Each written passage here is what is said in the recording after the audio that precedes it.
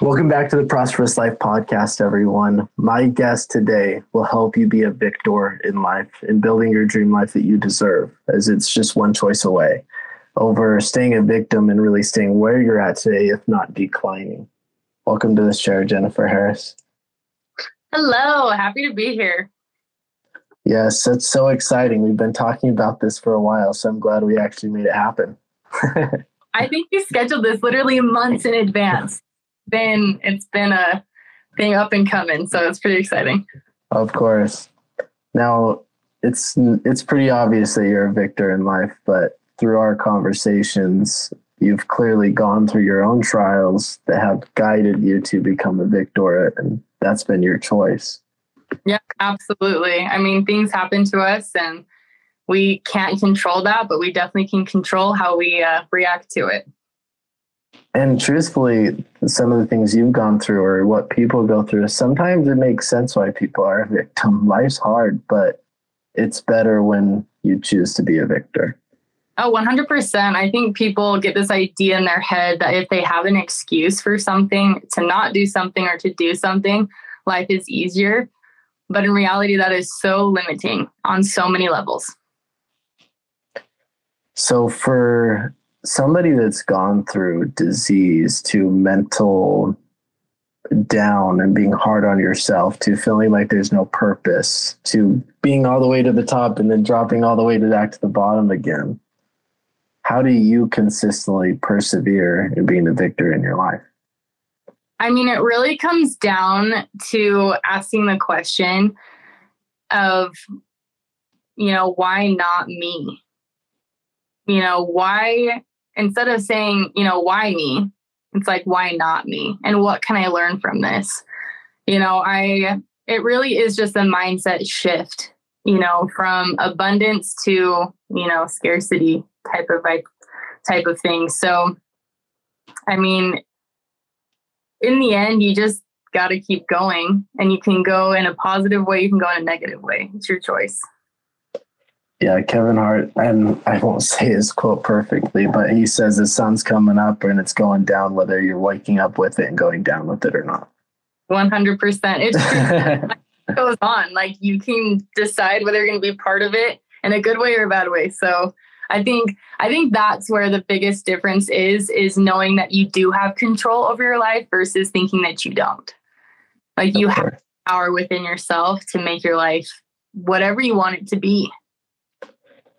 I think, and a lot of what I coach around is identity, right? Because if somebody has it attached to their identity that they're a victor, no matter what, they choose to be a victor. No matter what's getting thrown their way, it's a part of their identity that they are the victor of their life. Yeah. But on the flip side of that, if somebody doesn't know who they are and somebody gets thrown the disease card or a spouse leaving or whatever the case is, it's easy to fall into that victim mindset. Mm-hmm. Yeah, it's easy to look at life and just let it overcome you. And to, like you said, identify as it. It's like, oh, well, I'm a victim of divorce, or I'm a victim of, financial loss or disease or whatever it is. And if you attach yourself to that and all of a sudden it's taken away, you don't know who you are. You don't have that excuse anymore as to why you act or do things a certain way. It's gone.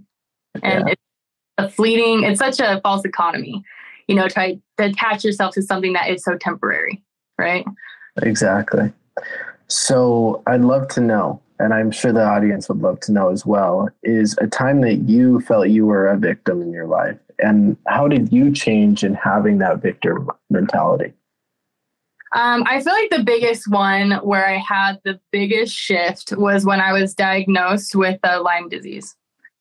And that to me was such a shocking thing. I had never dealt with a life-threatening disease before in my life. And I remember being so scared and so unsure of what the future holds. And I remember sitting there after I was diagnosed and thinking, why me type of thing. but in the same moment thinking of like, why not me? And it was kind of like that back and forth throughout my whole process of understanding Lyme disease, where it was part of me identified as a Lyme disease patient. And I had this disease and I was limited and it was hard and, and it was hard for sure. But I also had control over what I chose to do with that. I could choose to learn from it and become the healthiest that I've ever become, or I could have stuck and just been like, you know what, I'm just going to let this disease run its course and do whatever the heck it wants me or wants to do to me.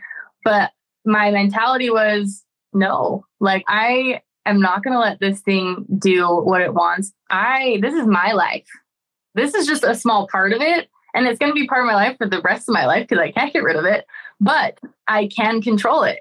And I think that's the beauty of understanding that you aren't a victim, but you are a victor. And it can go both ways if you decide to or not. Like I said, that battle can, and it's like, yes, you consistently want to be a victor of your life, but there are times that you are going to fall into that victim mentality because it is easy to. It is so easy to. I mean, you look at everything in this world right now, our society, it's this huge victim mentality that you don't have control of your life, that you have to do what other people tell you to do. Like you can't decide, like you are just the victim of all these things, but in reality, you're not. You're just not, and you have to let that go. And the flip side of that is so painful because you literally are the victim. You're allowing people to tell you who to be and what to do in this world. Mm-hmm. And that's a pretty low vibration to hold. 100%. I mean, you are literally sitting there at the lowest point of your progression. Like if you have this excuse that you can't do any of these things because all these things lie in the way, when they in reality don't, like you are limiting your progression so much and therefore your fullest potential. You will never reach your fullest potential as a victim. You will never get the things that you want. It's so interesting that the people who do have the victim mindset think that I deserve all these things. I deserve this and you should give it to me. I don't think I can get it, but you should give it to me. And it's like, no, you are the one who's in control and you go get it for yourself. Like, do you see that power, how it shifts from someone else to you and how incredibly life-changing that can be when you remove that it's not your boss that's holding you back. It's not like your family that's letting you down. It's literally yourself. You allow who you're going to allow into your life and you're going to allow how you're going to react to something in your life. It's you. You have the power. Exactly. And this brings back to the questions. I often say the quality of questions that you ask yourself determines the quality of life that you will live. And you go back to yourself of it, why me? Well, why not me? Mm-hmm. Why isn't that person giving me financial freedom? Why not just go create that for myself? Or how can I go create this for myself? Mm. Just begin to ask yourself questions and you'll see your life change, right? Yeah. Yeah, exactly. I mean, I think the first step to getting out of victim mentality is taking personal accountability, looking at every aspect of your life and seeing where it is suffering because of that mentality and taking the mindset to, okay, this is out of my hands, but is it really? Anything that is in your life that you don't like is your choice. That was your choice to have it that way. Again, I mean, there's this quote, or not quote, but the definition of a victim or being a victim, and it's from the Collins English Dictionary, and I'm just going to read it really quick, just so we're all on the same page of what a victim actually is. A victim is someone who has suffered as a result of someone else's actions or beliefs, or as a result of unpleasant circumstances. And again, like we mentioned before, you're going to be a victim of something at some point in your life. Like, things happen to us and they suck, but we have the responsibility to change the outcome. And this definition that I found that follows, it said, what is the opposite of being a victim? And I had the same format set up, but I love the way they worded this. And again, going back to the point of like taking accountability for your life, it says the opposite of victimhood is accountability. While your circumstances may not be your fault, which they aren't, things that happen to us are not our fault. They are your responsibility, which is interesting because it's like, wait, that happened to me. I didn't choose that, but it is your responsibility. And it says That doesn't mean that you caused it. It just means that you have the ability to respond to your circumstances and change the outcome. And I love the power. It's like, you have the ability. It's you. You got this. You can change this. Yes, things happen to you, but you can change the outcome. You can write the rest of the story. Exactly. And this brought up an experience that I just had. So you're in Utah, and anybody else listening in Utah, I ran into the Kearns High School principal. Mm-hmm. You know where Kearns is, right? Not really. Okay. So Kearns High School, for anybody listening or yourself, it's one of the most ghetto places here in Salt Lake area. And so, of course, Kearns High School is, and it's West Valley. Anyways, it's wrong. It's a high school. I'm probably out of my mind here. That's okay. High school, it's ghetto. The principal, the fact of the matter is the principal, he came up to talk to me. I had a hoodie on that was the definition of vision. He's like, I absolutely love that. What you do for a living, your energy is vibrating. We just sat there and talked for a little bit. But he said the kids that take accountability for their lives, even though their dad's dead and their mom's in prison, is for the people that say, what am I going to do about it now? It's not my fault that this happened. I was raised in a situation that was out of my control, but what can I do about it now? And I love how you said that, because it's true. It may not be your fault for where you're at right now, or maybe you were diagnosed or your boyfriend just broke up with you, but what are you going to do about it now? Yeah, it's your responsibility to decide where you. Exactly. And that's the victor mentality, where it's the victim mentality is, this happened to me and I'm just going to let it control my life. And that sounds so awful to me. That's just like sitting in a prison when you have the key to get out of it and it's miserable, but you have the decision and you choose to stay. And it's almost comical in a sense how much we limit ourselves and how much we do put ourselves in a prison when we allow that victim mentality to take over. I agree with that.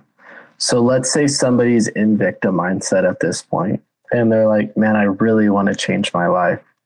What would you say are the steps for somebody becoming aware to transforming their life into a victor mindset? I mean, what you just said, they asked that question. It's like, how do I need to change, or I want to change? The understanding that you do have a problem is the first step. Like, you have to understand that your actions are the problem. Like, you are the problem. And so once you do that, that's when you can start taking accountability for your life and say, okay, if I'm the problem, again, then I'm also the solution. And so the first thing, taking accountability, the way I did it, which is kind of like a roadmap for you on where to start, I would say look at every single aspect of your life and see which one is suffering the most. And then look at that and say, okay, how can I change this with my actions? And you have to be really cognizant of what you say to yourself so let's say, for example, a relationship with your significant other or a family member, for example, let's just go with my father. Me and him have always had kind of a rough relationship when it comes. And I remember sitting there and thinking, oh my gosh, if he would just do this, or say this, or, change this, then our relationship would be better. Instead of looking at myself and saying, okay, I can't control what he does, but I can control what I do.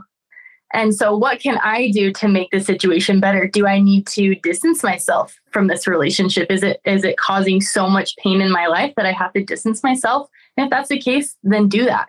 And you can't come up with an excuse. It's like, oh, well, he's family. It's like, it's true. He is. But you have the power to change your life. That's something that's suffering. You have to do it. And you have to have the courage to take that step. And I think the next step is gaining confidence. It does take confidence and courage to change your life. You have to understand that, okay, I know that I can do this. I'm going to remove all of the excuses, and then you got to do it. And so taking that accountability and then taking action. So mapping out your life and saying, these are the areas I struggle in the most. Where can I take personal responsibility? Because if you're open and honest about your life, 100% of it or 99% of it is your fault. But it's also not, I wouldn't say fault as like a negative thing, because there's good things that are an outcome of your choices, but there's also bad things. So understanding that you need to map out your life and take accountability for the way it is going to be huge. And you have to be so authentically real and raw with yourself. And you don't beat yourself up to this process. You just say, okay, in the past, I have not done these things. And I've put the blame or the excuse on this. Now it's my turn to take the power back and change. So accountability, mapping out your life, being authentically real with yourself, and then taking action and actually doing it. Not just saying like, oh yeah, I can do this, but then actually doing it. If you want change, you have to put it into motion. Like you have to do it. I love that. So what I'm hearing is, one, you have to take accountability. You have to be willing to see the problem. Mm-hmm. You have to identify where you want to go, how you want to transform. And 3, you have to have the courage to go conquer it. And then your confidence will come as time goes on. Oh, absolutely. Your confidence builds. I mean, I think where your confidence starts is when you do take that accountability and understand that you can do this. Like it's you. You are the answer to this. And it's like, that's so empowering. It's like, oh, the answer to all these problems in my life is me. That builds confidence. And then, taking the steps, whether it's like you taking the action, which is you going to get help. I think one of the biggest game changers for me was going and talking to a therapist, because they, not just to like talk about problems and stuff like that, but to go and be taught skills on how to think about things, how to go about things. That to me was a really big game changer. Like my therapist is the bomb. I love her. Therapy is awesome. I love that. Would you recommend Would you recommend therapy to anybody? I would recommend therapy to anybody who is ready to take therapy. I don't recommend it to everyone because not everyone is ready for it. You have to be willing to do the work. And if you're not, don't go. You will waste your money. You will waste your time. You'll just get frustrated. So until you're ready to go, don't go to therapy. Like, until you're like, I'm ready to do the work. When I knew that I was ready to go to therapy was when I have a psychology background, and I was doing these things to identify what I needed help with. And that helped me identify the therapist that I needed to go to. So I decided that I need to go to a trauma specialist. And because I experienced trauma from a young age, pretty much all the way up until this point. And so I was like, that is something I struggle with. So I'm going to go find a trauma specialist. And that has been the biggest game changer. But that came from me realizing that I did have a problem and that I was the solution. And there was all these tools that I could have access to once I decided to use them. And I feel like that is another thing that people need to be aware of, is that you literally have no excuse. Once you know that there is a problem, you then have the responsibility to go and change it. Like, I don't care if your parents knew that they had a problem and never changed it. Once you know, you have that responsibility. You have that obligation to yourself, the people who you're going to interact with. It is your responsibility. 100%. And I love that you said you don't recommend it to anyone unless they're ready. And that comes down to the victor mindset. Mm-hmm. You are a victor the moment you decide to see your problems and decide to take action on them. Yeah. And if you can't solve your own issue, clearly somebody does. A therapist or somebody has already written a book or is a coach on literally what you're looking to accomplish. Yeah, absolutely. I mean, if you look at your life and say, I don't like what this is doing and I don't know how to necessarily get out of this, but I know there is a solution, go find someone who's living the life that you want. And they will help you get there much faster than you would trying to do this trial and error type of thing. They will tell you how to get to that life, or at least the aspects of that life that you desire. I love that. So, man, we could talk about this stuff forever. And I feel like this comes down to, on a granular level, is habits, right? Because if somebody sees an issue that they hold, they know where they want to go and they know the actions to take, and they're not. They need to get their habits in check. The little things matter in life. Oh, 100%. You can't climb the ladder without the proper rungs. Like if you don't have the little things and they're just spaced out so big, because you can have these things that you need to change and you're like, okay, I need to get from point A to point B. You're like, but how do I get there? That's where your habits come in. You know, your daily habits are a road map, or I guess a stepping stool to your bigger goals. If you don't have those little habits, you will literally get nowhere. You will set up these goals and you will try so hard to get there. But if you don't have good habits, you're never going to get there and you're just going to feel like a failure. Exactly. And to preference here, going back to my last podcast with Cody, he talked about, and I might get these percentages wrong, but he talked about that about 10% of your life is dealing with your genes. About 40% is dealing with your circumstances, and about 50% is dealing with your choices.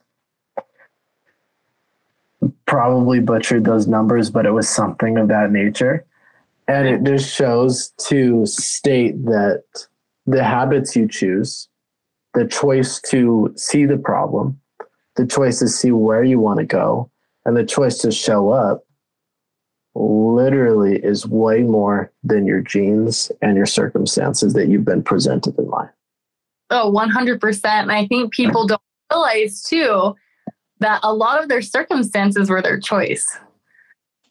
You know, like if you are financially in a hard spot, but you make good money, but you spend all these things, like everything that you get, you spend, that financial hardship is on you. That you created that circumstance because of your poor habits.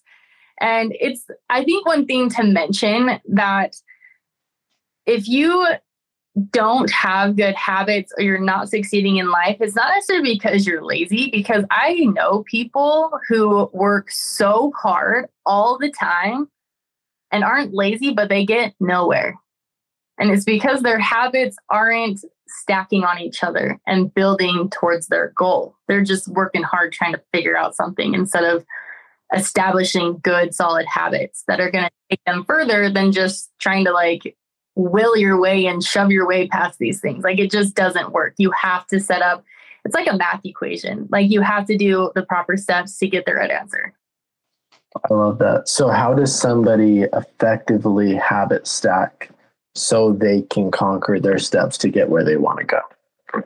I think the first step is looking at obviously where you want to go. You have to have an endpoint and say, this is where I want to go. And then you work backwards. And you say, okay, so this is where I want to be. What do I have to do every year to get there? And then you break it down to every month, and then every day, and then every hour, and then every half hour. I have this amazing planner that I use morning and night, and it breaks down my day every 30 minutes. And I love it because it makes me intentional. It keeps me on top of my habits. And you know, it's so easy to say habits and like create good habits and stuff, but it's like, how do you know it's a good habit? How do you know it's going to help you get to where you want to be? And I think you just need to educate yourself on habits and the habits that you want to create. So one of the habits that I've created is waking up at 5 a.m. every morning. And that has been a game changer habit for me. The reason why I wake up that early is because I wanted more time during my day to accomplish more things and to stay on top of things, because I found my most productive hours were in the morning. And so eventually, because I want to be a multi-millionaire, eventually a billionaire. And that's a huge goal. And it's so funny how one little habit of waking up at 5 a.m. is going to get me there. But of course, that one little habit alone is not. But building all of those things is. You can't have one habit without another. You can't not habit stack. And what's funny is the fact that we're talking about habits right now is I have Atomic Habits right here on my desk that I reference all the time. Like, I love this book. And there's a lot of books on habits. I love Atomic Habits because it literally breaks it down to like the science of why we need habits and how to create them in a successful way. Because I feel like we start with these habits that are kind of lofty habits. Like if you go from like waking up at 10 in the morning and saying, okay, I'm going to start waking up at 5, you're going to fail. Like you're not set up for success that way. It's building that habit of waking up earlier. half an hour every time and slowly building to that. Habits aren't meant to jump from one thing to another super fast. They're habits and they build on each other. I agree with that. So a lot of people ask when somebody wakes up early, and I'm curious to know, what time do you usually go to bed at night to wake up at 5? In order to keep my health up, I have to get at least 8 hours of sleep. So I try to go to bed before 9 o'clock. My nighttime routine, I'm like an old lady. I start my nighttime routine at 7:30. I am done with my day. I have fulfilled everything I need to do. And I start my nighttime routine at 7:30 and I go to bed before 9. I love that. And it's to this point that you just referenced everything we taught so far in this podcast. You recognized the problem. You weren't being you weren't fulfilling your hours the way you could by not waking up early. You know you want to become a billionaire at some point in your life. And you established the smallest step to becoming a billionaire, and that's waking up at 5. Yeah, like translate billionaire to waking up at 5. Like, it's so funny. It's seriously, this transformational stuff isn't complicated. It doesn't need to be. It's actually fun. It's exciting. You want to accomplish something big. That's exciting. You see where you're at. And there's a small aspect of your life that is not in alignment with becoming a billionaire, and that's your sleep. Yeah. It's this simple. It really is. It is such a simple process, but it's hard at the same time because it takes discipline. And that's the catch, right? That hard aspect is doing it. But you can make it easier on yourself. Like if your goal is to wake up at 5 a.m., going to bed at 12 at night or in the morning, I guess, is not going to help you get there. Yeah. You have to make it easier on yourself. And you do have to sacrifice. A lot of people think I'm so crazy at the age of 25 to be going to bed before 9 o'clock. They're like, you're missing out on so much. And I'm like, actually, I'm not. I accomplished so much throughout my day and I'm fulfilling my purpose and I'm reaching my goals. So you tell me what I'm missing out on. I'm missing out on what? Like, I'm doing what I want. And the coolest thing is you enjoy it, right? Oh, yeah. Because most people, unfortunately, don't. And that's why they give up. Because the person that's reaching to be a billionaire just to be a billionaire probably won't get there. But the person with your drive, your discipline, and your love for the game, and most importantly, to want to impact people, that's what's going to allow you to keep taking a step at a time every single day, taking a step and getting closer and closer to that. Yeah, absolutely. I feel like having that purpose outside of yourself. I mean, yes, you absolutely should be doing things because you want to. Yeah. But a more powerful thing that's going to motivate you and help you to be disciplined is doing it for a greater purpose outside of yourself. And like sometimes when I don't want to get up in the morning, because waking up at 5 every morning can be hard. I'm like, oh my gosh, if I skip this, what opportunities am I giving up? And what impact am I going to lose on the people that I want to impact if I stay in bed? And so, I mean, it's just opportunity cost. Everything is a trade, everything in your life. And you just have to keep in mind the things that you want in the long run. It's like you have to understand that, is your purpose worth it, or is not waking up at 5 o'clock and sleeping in until 8, is that more worth it than your purpose of impacting the world and creating this beautiful life for yourself?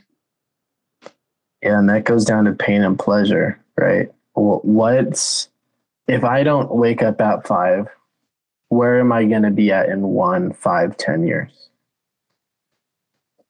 If it was me and it is my goal to be a billionaire as well. So for me not waking up at 5 a.m., I see it takes me off that trajectory so far, and it causes me a lot of pain. Because then I think about all the billions of people I could be impacting in the next 1, 5, 10 years. Yeah. And then it's like, what is the pleasure of starting to wake up at 5? I have more energy. Yeah. I have more purpose. I have confidence. Nobody can stop me in my path. Like when you start again, going back to the questions, the quality questions you ask yourself determines your quality of life. Just these simple questions will inspire you greatly just to get up and do it, even when you don't want to.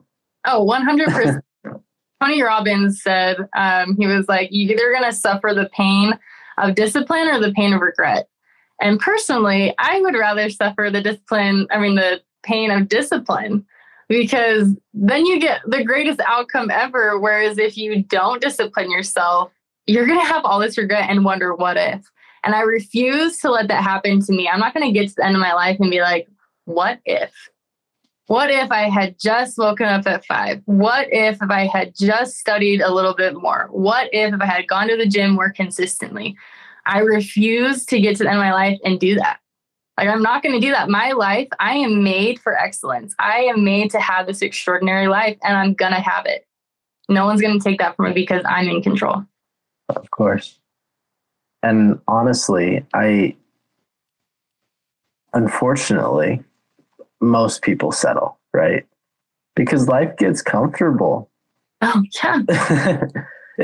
It does. When you're in a good 9-to-5 job, you're making 6 figures. You're not necessarily going anywhere crazy, but you're getting by. It's like, no. What can you accomplish more? Literally, we cannot accomplish everything that we're capable of here in this earth. We have short 70 to 120 years, let's call it. No, you can't read every book in the possible. You can't take every course. You can't talk to every single person in this world. There's something to learn from every person in this world. So if you just have that mindset of, I can always achieve more and I can always be more, it's more exciting. Oh, yeah. I mean, you wake up with this excitement. I mean, like, if you talk to most people, they hate their job. They hate their life. They're out of shape. They are so unhealthy. And it's like, and they wonder why life sucks so bad. You know, I mean, yeah, they're like, oh, but I'm comfortable where I'm at. And, you know, comfortability is the killer of progression. I find the most comfort in knowing that the more I stay on my habits and the tasks that I've put forth in my life, the happier I'm going to be. But once you understand that there's so much more to life and it is your responsibility to go and get it, sitting there and doing nothing is so uncomfortable. Not in the sense you're like, I have to be doing something all the time. There is good balance, but you don't look at life anymore and you're not exhausted. You're inspired. You're excited. I mean, I wake up in the morning and I'm like stoked. Granted, there are some days I'm like, I do just want to lay in bed. Like, but then I wake up and I don't regret it. You know, you will regret reaching for your goals. If they are good, wholesome things that are going to benefit you and they're going to benefit the world, they are good, wholesome things, and you will be energized from it and you will never regret it. 100%. I love that. And it's, again, coming back to the small things. If you set your alarm at 6:30, wake up at 6:30, even if you don't feel like it, because you're immediately going to be energized. Like, I just won that. And if you're not yet at 6:30, then start at 8. It doesn't matter. Just start somewhere where you're recognizing and winning for the little things. Yeah, exactly. I think the biggest mistake that people make when they're setting new habits or setting new goals is they set them too high and too hard too fast. You know, you cannot outrun your habits, but you can change them. Again, waking up, like you were just saying, like, if you're waking up at 10, wake up at 9:30, you know, the next slowly build, because the worst thing that you're going to do for yourself, setting new habits, is setting them, again, like we mentioned before, too lofty and then failing. And you will never get the confidence that you think you're going to get, that you should be able to get from setting good habits. And so it's like, start going to bed earlier. Therefore, it's going to be easier for you to wake up earlier. You know, it's like, okay, if your goal is to go to the gym in the morning, set out your gym clothes, prepare your meal for that morning so it's easier. It's never going to be easy. Like, life is just not easy. Like, we need to throw that word out. Like, it's just, nothing's easy, okay? It's not going to be easy. But if you want to make it easier on yourself, have things prepared. It's like a habit stacking, like we were just mentioning. It's like, okay, if you want to wake up early, go to bed earlier. If you want to go to the gym in the morning, set your clothes out. If you want to eat better, go shopping and have a plan for what you're going to get and meal prep so then you have no excuse, and then don't go buy the other things that you don't want to eat, like you're not supposed to eat, you know? It's just like all the little things. And then the crazy thing that you will notice when you do start setting habits is when you don't achieve one that morning, it kind of is like this domino effect where it's hard to complete the other ones too. I mean, it's like if I'm thrown off my schedule, it is hard for me to get back on. It's doable 100%, but your habits are that powerful that they will throw each other off if they're not in alignment. So true. Door that goes out. I will lock everything. You can just go to bed and relax. Okay, well, that door isn't locked. That's okay. I will lock it. Okay. Okay. Good night. Good night, Grandma. I love you. Have a good night. So cute. My off topic. My grandma just passed away recently too, and so my grandpa's all alone and he struggles. So I get that. It's hard, you know. It has. I mean, that has been another adjustment, is taking on this responsibility. But again, it's also been one of the most amazing things because I've chosen it to be amazing. You know, I made that this was going to be a good experience. And that time with your grandma will live for forever. Oh, you, so I will never regret this at all, ever. No.